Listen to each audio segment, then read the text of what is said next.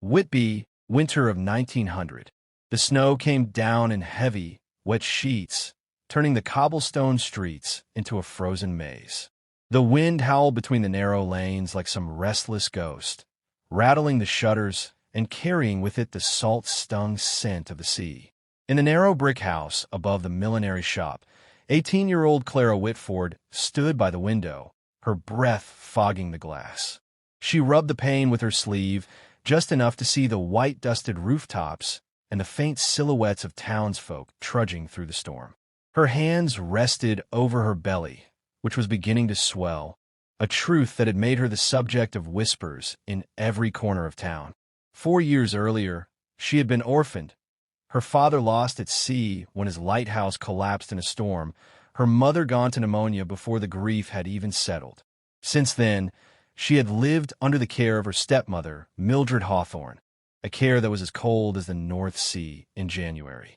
Mildred had tolerated Clara only because of her father's small inheritance, which she used to keep her millinery business afloat.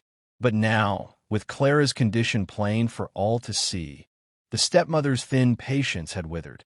In a town as small and tightly wound as Whitby, a pregnant girl without a husband was not simply a shame, it was a ruin. Mildred had decided there was only one way to rid herself of the disgrace. "You will marry him," Mildred said that morning, her voice clipped as she sat at the kitchen table, gloved hands wrapped around a steaming teacup. Clara turned, startled. "Marry who?" "Elliot Gray." Mildred sipped her tea as though she had just named a lord instead of a pauper. "A man who has agreed to take you, despite your situation." Clara's brow furrowed. She had heard the name. Everyone had. Elliot Gray was a drifter, a man sometimes seen sweeping the cobblestones for a halfpenny, sometimes sleeping under the bridge by the harbor. His coat was said to be more patches than cloth, his beard untrimmed, his boots mismatched. "You mean a homeless man?" Clara said, her voice trembling. "A man without a fixed address," Mildred corrected smoothly, her thin smile curling. "But a man nonetheless. I should think you'd be grateful." "Grateful?" Clara's voice cracked. "You're marrying me off to someone who can barely feed himself." "I can't." Mildred's teacup clinked sharply against the saucer. "You can, and you will. If you refuse, you'll be out of this house by nightfall. The streets will be your bed, and the snow your blanket. Let's see how long you and your bastard child last." Clara's breath caught in her throat. She imagined herself shivering in the cold, the life inside her fading away in the frost. She knew Mildred meant every word. By that afternoon, she was being marched through the storm toward the chapel on Fisherman's Lane. Mildred's gloved hand clamped her arm like a shackle. Inside, the chapel smelled faintly of damp wood and candle wax. The vicar, a thin man with spectacles slipping down his nose, looked both reluctant and eager to finish quickly, as though the cold air outside was already seeping into his bones. Elliot Gray stood waiting. He was taller than she had imagined, broad-shouldered beneath his frayed coat. His hair was dark, his beard thick but clean, and his gray eyes, sharp as winter steel, met hers for only a brief moment. His boots left wet marks on the chapel floor, and his hands were bare against the chill. Clara's heart pounded as she repeated the vows. She spoke the words because she had no choice, though each syllable felt like a stone sinking into deep water. Elliot's voice, when his turn came, was deep and steady. There was no slur, no hesitation, nothing of the broken, desperate man she had expected. When the ceremony ended, Mildred pressed a small purse of coins into his hand. "For your trouble," she said coldly. "She is yours now." Elliot took the purse without comment, slipping it into his coat pocket. Then he turned to Clara. "Come," he said simply, and led her into the snow. They walked in silence through the narrow streets, past shuttered shops and flickering gas lamps. Clara's mind whirled. She expected him to take her to the bridge, or perhaps some alley where the wind would cut through her like a blade. Her fingers curled tighter around the wool shawl draped over her shoulders. Instead, they descended toward the docks. The mass of fishing boats rose like dark skeletons against the pale fog. At the far end, near the old shipyard, Elliot stopped before a weathered warehouse with boarded windows. The door creaked loudly as he pushed it open. Claire stepped inside and froze. She had expected filth and rats. Instead, the air smelled faintly of tea and wood smoke. A small iron stove glowed warmly in the corner, casting a soft light over a modest but tidy space. A bed, neatly made with wool blankets, stood against one wall. A table with 2 chairs sat nearby, and a kettle hissed gently atop the stove. "You live here?" she asked cautiously. "For now," he said, shrugging out of his coat. "Better than a bridge, don't you think?" She nodded faintly. It wasn't much, but it was shelter. And after the cold cruelty of Mildred's house, the warmth of the room almost felt like kindness. Elliot poured her a cup of tea and set it before her without meeting her eyes. "You'll stay warm here. That's all you need to think about for now." Clara wrapped her hands around the cup, letting the heat seep into her fingers. In the flickering light, she studied him.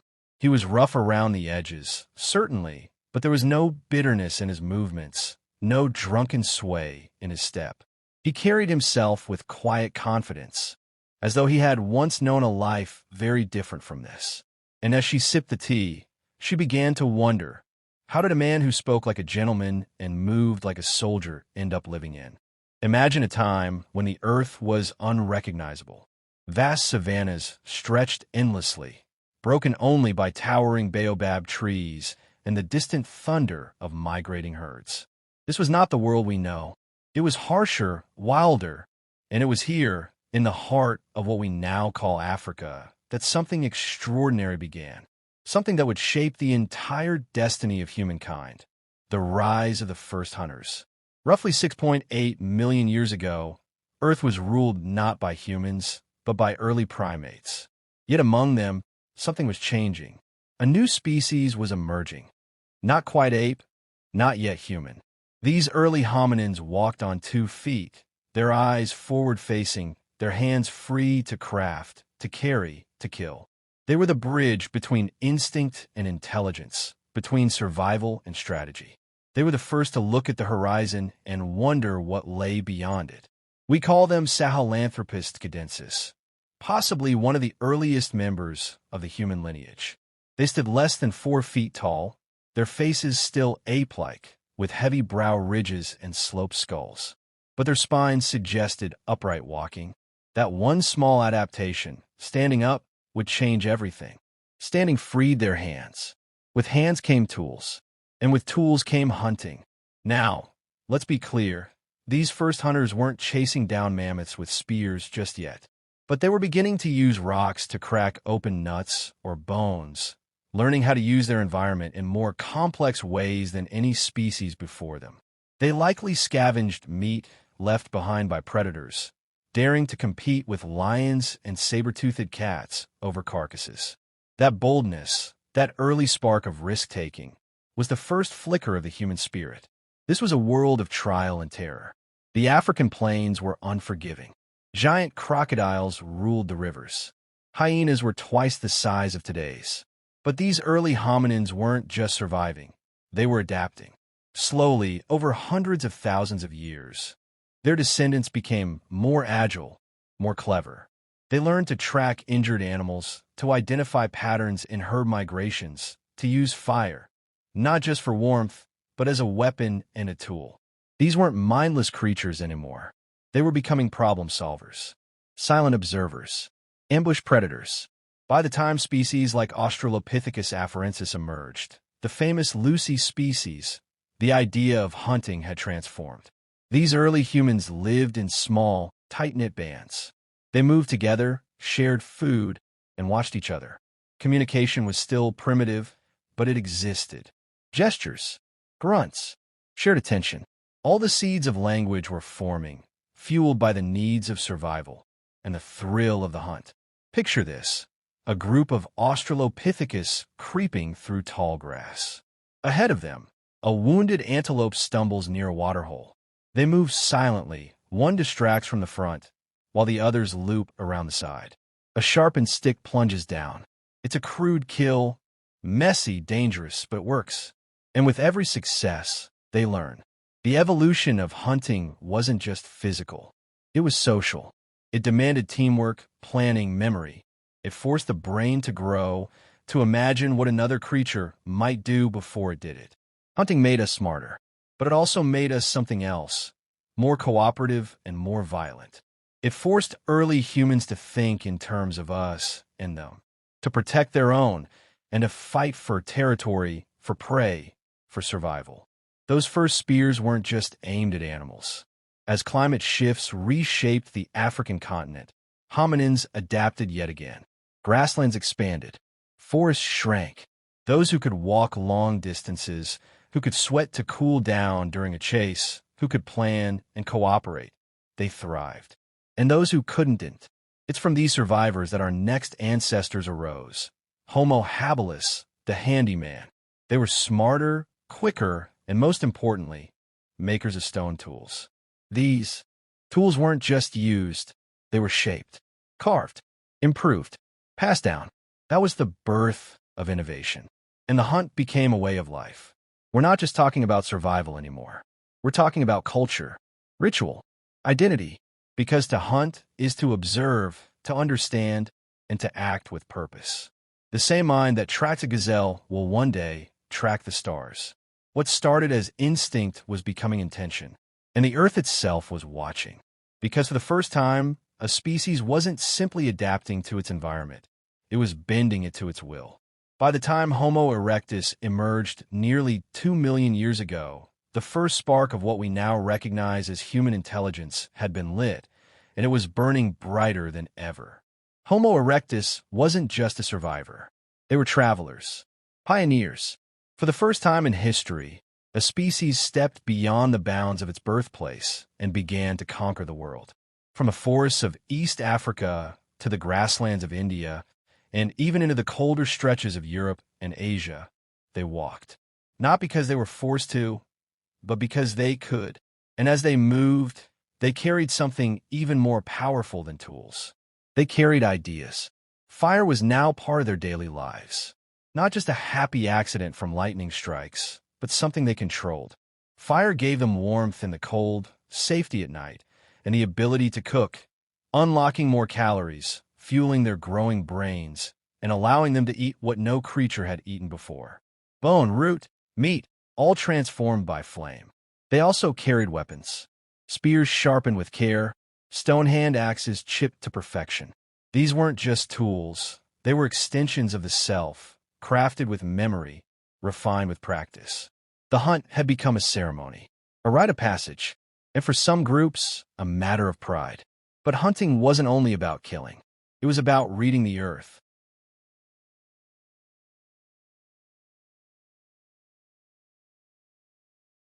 The early hunters learned the language of the land, the direction of wind, the footprint in the mud, the broken branch, the silence before a stampede. They knew when the gazelles would migrate, when the buffalo would birth their young, when the rivers would flood. Knowledge, not strength, had become the most powerful weapon. And with that knowledge, Homo erectus hunted not like lions, but like strategists. They didn't rely on brute force. They relied on endurance, chasing prey across vast plains for hours, even days, until the animal collapsed from exhaustion. This was persistence hunting, a uniquely human method that no other predator dared to attempt. And it worked. But as these early humans flourished, so too did the complexity of their world. Territories had to be defended. Food had to be shared fairly. Leaders emerged. Rules began to form. And suddenly, the hunt was no longer just about meat. It was about power, hierarchy, and trust. Archaeological finds show evidence of group cooperation. Carcasses brought back to camp and shared. Elderly or injured individuals cared for, not abandoned. This wasn't just survival. It was the birth of society. The fire circle became a place of more than just warmth. It was where stories were told, with gestures, with grunts, and eventually, with proto-language. Maybe even the first myths were born here. Stories of the great beast that almost got away, or the one who never came back. These tales weren't just entertainment. They were memory, instruction, warning, culture. And the hunters, The ones who left and returned with food, with danger, with glory, they were not just providers. They were heroes. This transformation from ape-like scavengers to conscious hunters, storytellers, and pioneers wasn't just a shift in biology. It was a shift in identity. Because hunting wasn't just about survival anymore. It was about who we were becoming. And then came Homo sapiens, us. She could retort. He rose and retrieved something from beneath the bed, a small wooden chest.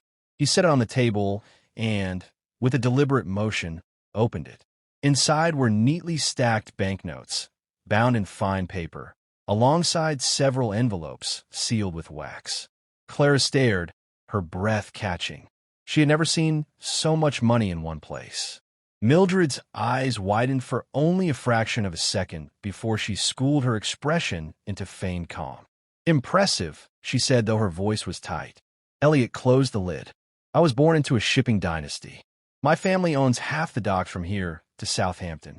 I walked away from it when I realized the rot in our dealings. I've been living as I please ever since. And I have no intention of letting someone like you near a single shilling of it." Mildred's mouth twitched. "If you think you can keep my stepdaughter from the life she deserves, she already has it," Elliot cut in.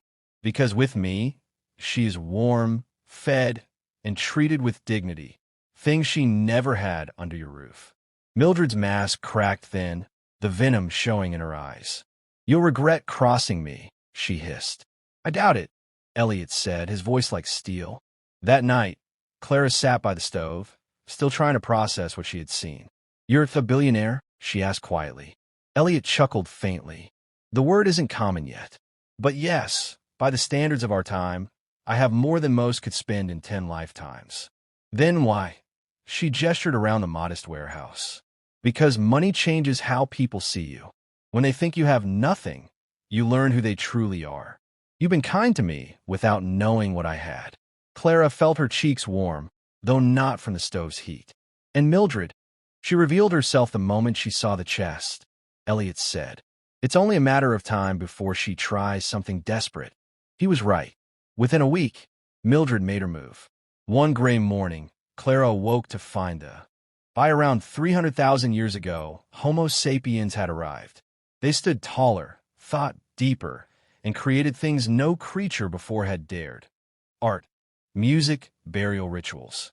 They painted animals on cave walls, danced around fires, and carved their prey into symbols. Their tools were not only sharper, they were beautiful. These were not just hunters. These were visionaries. And yet, the hunt remained at the center of life. It shaped how we lived, how we organized, and how we dreamed. In many cultures, the greatest stories are still those of the hunt: David and Goliath, Gilgamesh, Odysseus, and the Cyclops. Our ancestors hunted not only to feed their bodies, but to feed their spirits. And today, that ancient fire still burns. Modern humans no longer chase gazelles across the plains, but the legacy of those first hunters lives on in our sports, our war strategies, our politics, even our video games. The thrill of the chase, the rush of strategy, the bond of the team, it all echoes back to those savannas, to that moment 6.8 million years ago, when a strange, upright creature dared to stalk its prey, not with claws, but with cunning. So the next time you hear the wind rush through the trees, or feel your heart race during a moment of risk, remember, you are the descendant of hunters. You are the child of fire, of strategy, of survival. You are the next chapter in a story that began before language, before cities, before history itself. A story written not in ink, but in footprints, blood, and the ancient rhythm of the hunt.